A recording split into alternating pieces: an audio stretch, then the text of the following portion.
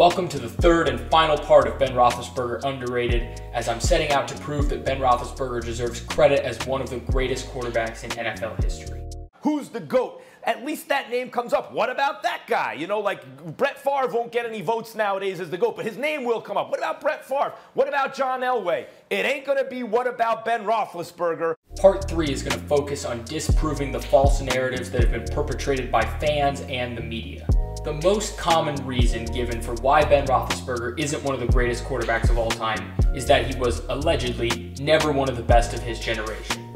This has been pushed on us by the national media as well as the local media from clowns like this fella. You are the worst. I hate looking at your face. I want to smash it. At Big Ben, obviously, if we're going to do this kind of his era ranking, he's not in the top 3. He's right there. I think for most people would have him at 5. Most years a top 3 quarterback? No. Some years he was a top 5 quarterback? Probably.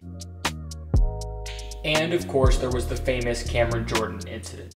In this era, you put him at like a top 3 of this era. You're saying he's better than Phillip Rivers. I'd honestly put Eli before I put Ben, but okay.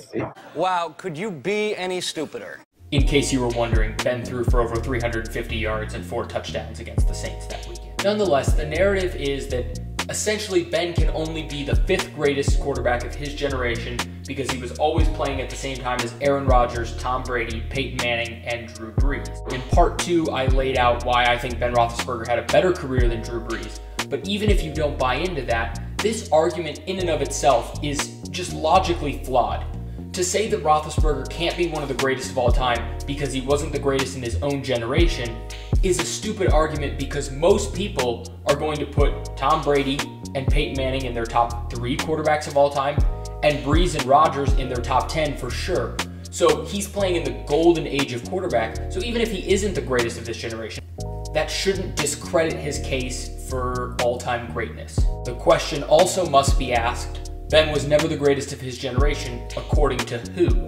The national media, who in part 1 I laid out for you how much they have been against Ben, and we all know how they have treated the other 4 quarterbacks from this generation. I have done nothing wrong, ever, in my life. I know this. The case I want to make to you today, though, is that this idea that Roethlisberger was never the best of his generation is complete crap. If you look at him in comparison to Brees, Rodgers, and Brady from 2013 through 2018, he is 2nd in yards, 3rd in touchdowns, 2nd in completion percentage, 2nd in win percentage, and had 0 losing seasons during that stretch. Show some damned respect. You can fight about whether he was the best of that time period or 2nd best or 3rd best, right? Each guy kind of had their own area of expertise. Brees with the stats, Brady a little bit more on the winning side. But to say that he's never been in that elite tier is just completely ridiculous, because this would show you right here that for 6 years, he was right at the top of quarterback play. Just to drive home this idea, go ahead and check out part 1 from this series, where I talk about how in 2014 and 2017, Roethlisberger was arguably the best quarterback in football. Next up, we have the fact that Roethlisberger has never won an MVP or been an All-Pro. Now, as I discussed in part 1, this is a reflection of media opinion and biases, not necessarily objectively who the best quarterback at one time is. These are just writers' opinions. They don't objectively make a player the best in the league. It's 50 writers' opinions. They're not even analysts, they're just writers. I have always said, when you're discussing a player's career and someone quotes to you MVPs or All-Pros, all they're telling you is, I don't know enough about football to look at the numbers and tell you who actually was the best. Don't even get me started on Pro Bowls, aka the NFL's popularity test. There is literally nothing about the Pro Bowl that makes you better than anyone else at your position. It is the opinion of a bunch of fans. People who cite Pro Bowls have no idea what they're talking about. 6 years out of what, 17 seasons you're in the Pro Bowl means usually you're not. Oh my God, who the hell cares? Next we have Ben was lucky to play in the AFC North, and this was brought to you by the village idiot Colin Cowherd, who said he's had a great coach, a great owner, a great GM, and a cruddy division. The wins the last decade are overwhelmingly against an awful Bengals franchise and Browns franchise. Why are you the way that you are? Before I go any further, how could all of your wins from a decade overwhelmingly be against 2 teams that you played a combined 4 times a year? How does that make any sense at all? Regardless, I decided to fact-check Colin Cowherd's claim because I thought it was complete crap. So I looked at the division standings since 2004 when Ben was drafted into the league and excluded 2019 because Roethlisberger was injured that year. The AFC North has the highest win percentage of any division in the AFC since Ben came into the league. Gotcha! Good try, Colin. Next, we have the big one in recent years, Ben Roethlisberger aged poorly. This has become the gospel truth amongst NFL fans and analysts, and it is objectively not true. The main argument has been that Roethlisberger was no longer effective because he couldn't throw the ball down the field. Yet when you compare his final season in the league to recent greats who retired and their final season in the league, you would see that he is third in completions of 20-plus yards and first in completions of 40-plus yards. Now, I'm not arguing that he was as great at the end as he was earlier in his career, but his regression was right on par with every other great quarterback near the end of their career. The most extreme version of this take on Roethlisberger's arm has been that he should have retired after the elbow injury in 2019. He's been horrible, but he's not to blame. Anyone who's been paying attention knows it was over when he tore his elbow in 2019. That is not accurate, sir. Thanks to the documentary on Channel 7's YouTube page, which documented Ben's comeback from the injury, we can see that his arm regained all of its strength and he was throwing at the same velocity he had been throwing at before. A computer in the ball, you have a little chip in the ball, so we get all the numbers, so I can see, what his spin rate is, what his velocity is, and then you compare that to what pass he's throwing. We created a baseline a few years ago unknowingly, and we can actually use this data now to get back to baseline to see where you're at and how your rehab's going. And when you look at his final 2 seasons in the league compared to other guys' final 2 seasons in the league, he is 3rd in yards, 3rd in touchdowns, and 2nd in interceptions. As you get older, you're supposed to throw fewer interceptions. Ben throws more. Of all the idiots, in all the idiot villages, in all the idiot worlds, you stand alone. It's honestly extremely difficult to figure out where this narrative that Roethlisberger aged so poorly came from, but the most logical place is that for the eye test, it looked like Ben was aging poorly because his mobility was declining rather quickly near the end of his career. I will argue that this is a product of him taking so many hits over the final season. As you look at this clip from the preseason before Ben's final season, this looks nothing like the quarterback we saw in week 17 or 18. Okwara brothers go to work in a game against the Bills. Here's Roethlisberger on 3rd. They lose some of the pressure. Now tucks it away, spins away, and he's going to fire the ball down the field, and this is going to be... Even in this clip from week 2, Roethlisberger looked stronger and more nimble than he did late in the season. Vintage Ben Roethlisberger. You said it at the top, Ian. He needs 3 touchdown passes for 400 here in his 18th year. Does this look like his early years when Big Ben was shrugging people off? Unfortunately, the Steelers didn't do a good job of preparing for the end of Roethlisberger's career, and the offensive line was really brutally bad near the end. And your 39-year-old quarterback just can't take these kind of hits week in and week out. Even at the end of 2021, Roethlisberger was not nearly as bad as it was made out to be by the media, but you could see the effects of taking those kind of hits all season. What's hard to understand is how a lot of people consider the 2021 season to be a failure and say Roethlisberger should have retired before that season. The media outlook going into the season was extremely bleak. You're going to find out really early that Ben Roethlisberger is done. Looking at this schedule, the Steelers are going to finish last in the AFC North. With, I believe, the worst quarterback in their division. In fact, almost nobody predicted the Steelers to make the playoffs. You're crazy! And yet, all Ben Roethlisberger did was lead Pittsburgh through the hardest schedule in the NFL right back to the postseason. He led the league in game-winning drives, and his 7 game-winning drives in the season is tied for the 3rd most in a single season in NFL history. Not only that, but Ben tested positive for COVID, resulting in him missing in the Lions game, which ended up in a tie. I think we can all agree that if Roethlisberger plays that game, the Steelers beat the Lions. So at the end of the day, the Steelers were 1 COVID test and 1 remarkable play by Harrison Smith away from winning the AFC North in a year where Ben Roethlisberger should have retired and he was holding the team back, allegedly. By the way, let's just talk about this throw. And Roethlisberger with pressure really does all he can. I mean, he lays this as good as he could possibly put it for Freiermuth to have a chance. I mean, a good route by Freiermuth, and this ball is perfect. And you know the windows are tight. You know you're going to take a hit, but he gave him a chance. Of all the incorrect narratives about Ben Roethlisberger, this one might be the most frustrating because it's just simply not true. Roethlisberger aged like any other quarterback in the history of the league except for Tom Brady has, and really put up pretty strong numbers to end his career. Finally, it's time to look at the Steelers' recent playoff woes. No, God! No, God, please, no! No! Before I really dive into this, I want to address that there's a complete double standard when assessing Roethlisberger's playoff performances. People often say he was carried to the first Super Bowl. Some will even say that about the second Super Bowl. So therefore, that doesn't count. He didn't do anything to win those Super Bowls. But then when he plays well and the team loses, people still credit him with the loss. If you're going to say that he doesn't get credit for the wins when he didn't play well, then he also shouldn't get credit for the losses when he does play well. Also, the idea that Roethlisberger was carried to the first Super Bowl is really just not very accurate. He did play very poorly in the actual Super Bowl, but in those playoffs, there were only 3 quarterbacks the whole postseason who had a game with 300 or more passing yards. Roethlisberger had one of them, but it just was a different era of football. So a lot of people from the younger generation will look at stats from that playoff run and say, see, Ben wasn't very good, but in reality, it was just a different era of football. But now let's look at the Steelers' recent playoff losses and see how much of it should actually be put on Ben's shoulders. The Super Bowl against Green Bay, Roethlisberger threw a bad interception in the first quarter that put Pittsburgh in the hole. He did get hit when he threw it, but this was a pretty bad interception that set the Steelers back. However, Ben responded and the game was 21-17 going into the fourth quarter when Rashard Mendenhall fumbled.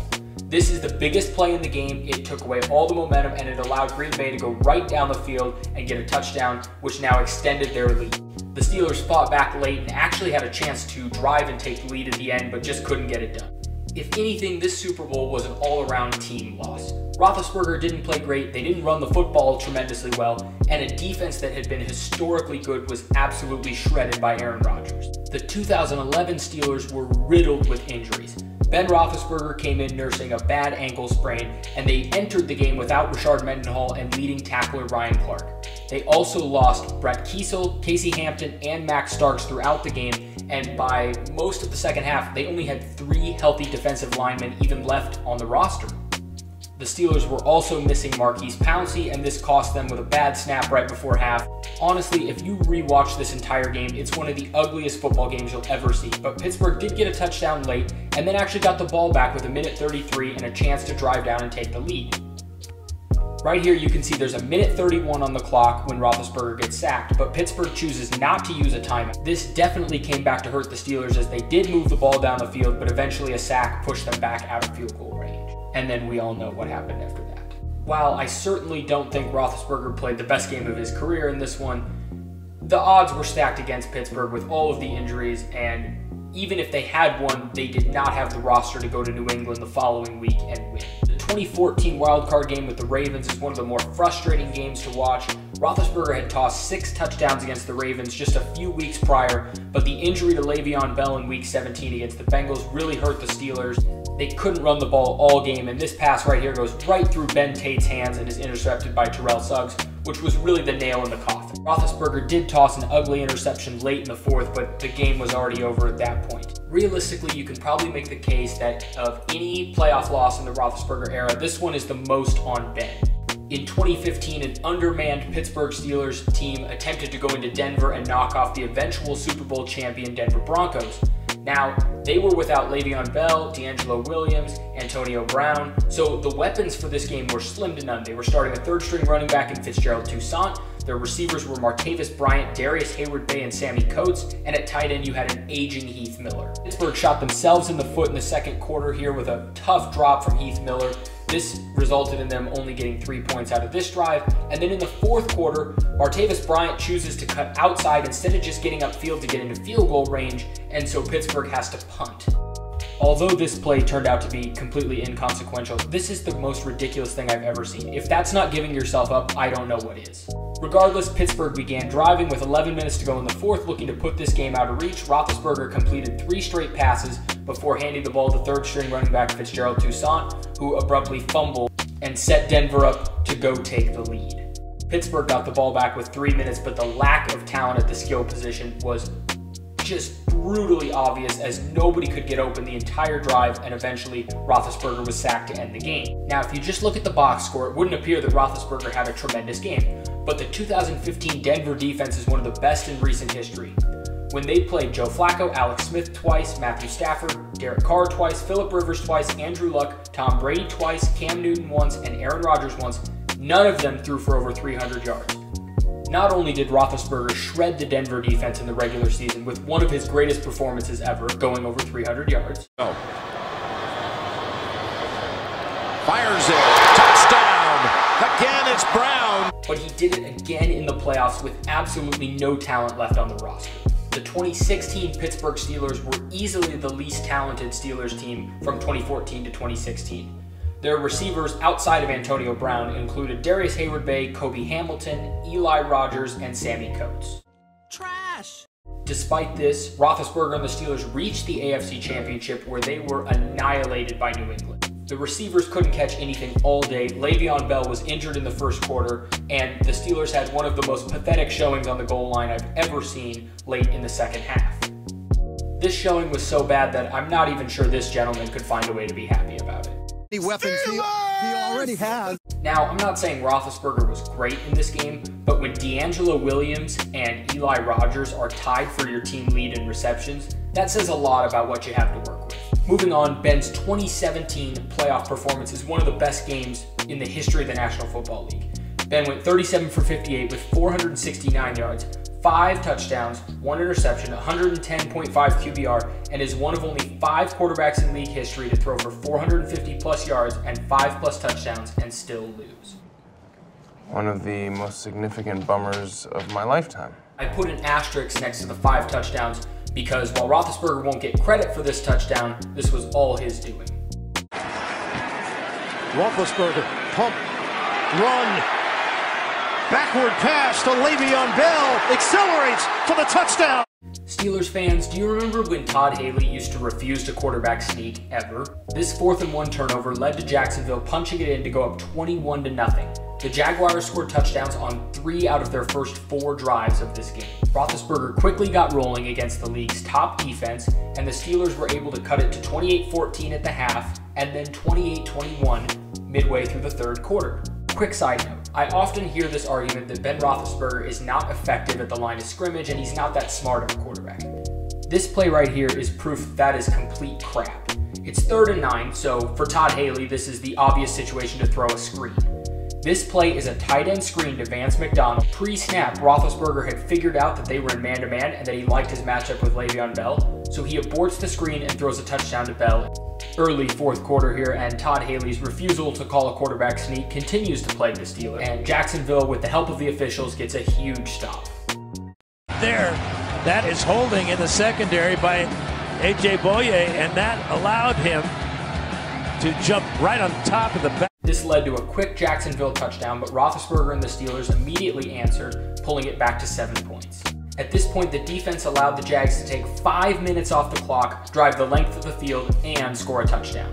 Roethlisberger begins leading another drive where he pulls out this incredible fake pitch. And Roethlisberger, a little backyard football. Then this, which might be the most obvious pass interference in the history of the National Football League, is not called pass interference, resulting in Pittsburgh losing valuable time before Roethlisberger eventually threw the backward pass to Bell for a touchdown. With 2 timeouts and the 2-minute warning remaining, Mike Tomlin decides to onside kick for some reason, putting Jacksonville into field goal range where they eventually take a 10-point lead with 1:45 to go. Then leads one last touchdown drive and the Steelers lose by 3. Now, I know hindsight is always 20/20, but if Tomlin had just kicked long, Pittsburgh's drive at the end would have been to tie the game, not to lose by 3. Just for the record, for all you Ben is a bad leader, he doesn't take accountability people, this was Roethlisberger after this incredible performance.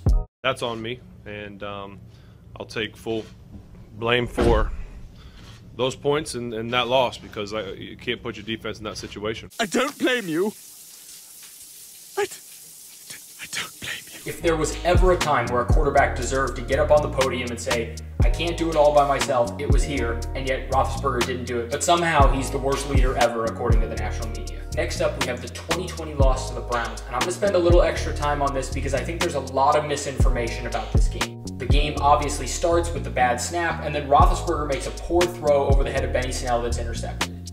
At this point, the Browns are able to convert a 3rd and 4, which was outside of field goal range, shouldn't have even resulted in points, into a touchdown. The Steelers were then unable to pick up a short 3rd and 1 as Pouncey gets absolutely obliterated by Larry Ogunjobi, and the Browns go right down the field and score another touchdown. This led to Roethlisberger's 2nd interception, which not only is it the correct read because you got to put it in behind the linebackers and in front of the safeties against cover 2, but the ball hits Deontay Johnson in his hands and he's just unable to make the catch. This is on 2nd and 10. How is this not offensive pass interference on Rashard Higgins? Nonetheless, the Browns convert for yet another touchdown. I want to stop right here. The game is now 28-0, and Ben Roethlisberger has made one mistake, the interception on the throw to Benny Snell. Outside of that, none of this is really on Ben. On the following drive, Roethlisberger made his 2nd mistake as he threw a bad incompletion, and instead of just running and picking up a few yards, which Pittsburgh could have then taken a field goal. After a pair of punts, Roethlisberger's 3rd interception was thrown off a deflected pass. Personally, I've never blamed quarterbacks for these. It was the right read. You got to hit Vance McDonald there on the little hook. Late in the 2nd quarter, Pittsburgh runs in a touchdown to make the game 28-7. The Baker Mayfield-led Cleveland Browns respond by going the length of the field in just over a minute. What is this? Ben completes a couple passes before half to get it to 35-10, and then leads a great opening drive to start the 3rd, in which Pittsburgh closes the gap. The following drive, Roethlisberger and the Steelers convert again to pull the score to 35-23. On the last play of the 3rd quarter, Roethlisberger's pass to Juju Smith-Schuster comes up just short of a 1st down. I want to stop again and go back to the 1st half. Think about if on just one of the 3 drives that Cleveland took at the length of the field, the defense forces a punt. It'd be 28-23 at this point. Would have been 24 because Pittsburgh would have had no reason to go for 2 after the 1st touchdown. What if the defense had forced just 1 punt and 1 time in the red zone had held to a field goal? This would be a tied game at 24-24. Now, I'm not saying that the one Ben Roethlisberger interception didn't hurt the Steelers, but a defense that had been pretty good for all of the season did not show up whatsoever in this game, and it put Pittsburgh in the hole. In my opinion, the game-losing decision happens right here, though, as Mike Tomlin inexplicably decides to punt the football to start the 4th.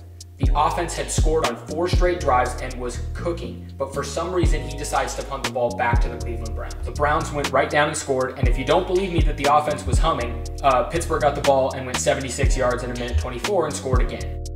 I want to pause again and say even after the poor decision to punt, it's 42-29 with 11 minutes to go.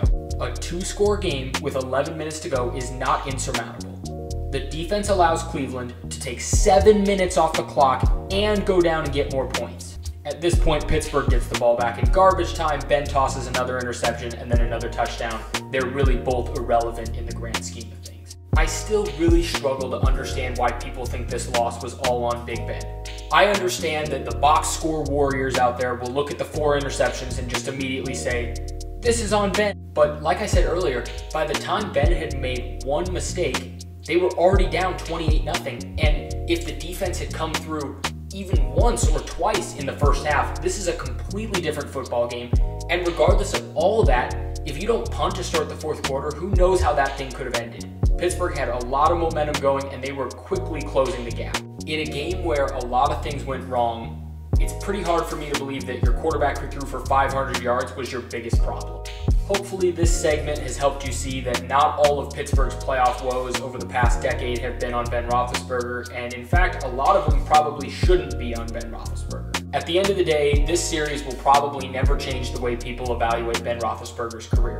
But hopefully, even just a few people have gained a new understanding on how good Ben Roethlisberger really was and how much he has been discredited by the media.